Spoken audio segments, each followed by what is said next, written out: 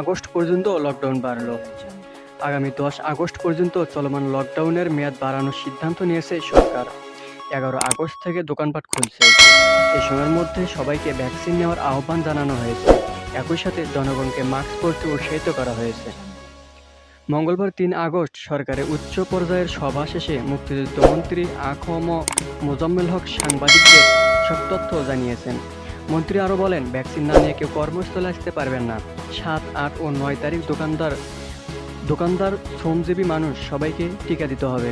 ১১ তারিখের পর ১৮ বছরের বেশি বয়সী কেউ ভ্যাকসিন ছাড়া রাস্তায় বের হলে শাস্তিযোগ্য অপরাধ বলে গণ্য হবে। মুক্তিযুদ্ধ বিষয়ক মন্ত্রণালয়ের মন্ত্রী আ.ক.ম. মোজাম্মেল হকের সভাপতিত্বে অনলাইনে এই সভা অনুষ্ঠিত হয়।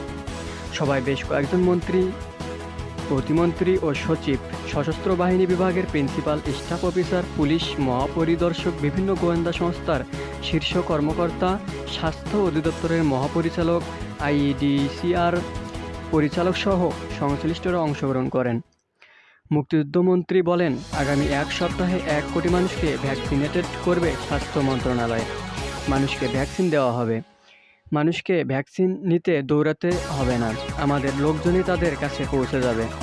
তিনি আরও বলেন, ১৪,০০০ কেন্দ্রে একযোগে ভ্যাকসিন দেওয়া হবে। সেখানে আমরা বয়স্কদের অগ্রাধিকার দেব, কারণ বৃদ্ধ লোকদের মৃত্যু ঝুঁকি বেশি বলে মনে হয়েছে।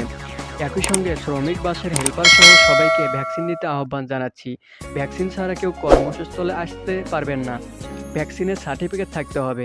ভ্যাকসিন দিলেই ওয়েবসাইটে চলে যাবে, সেগুলো চেক করা হবে। ভ্যাকসিন দেওয়ার পর সঙ্গে সঙ্গে ওয়েবসাইটে তথ্য দিয়ে দেব।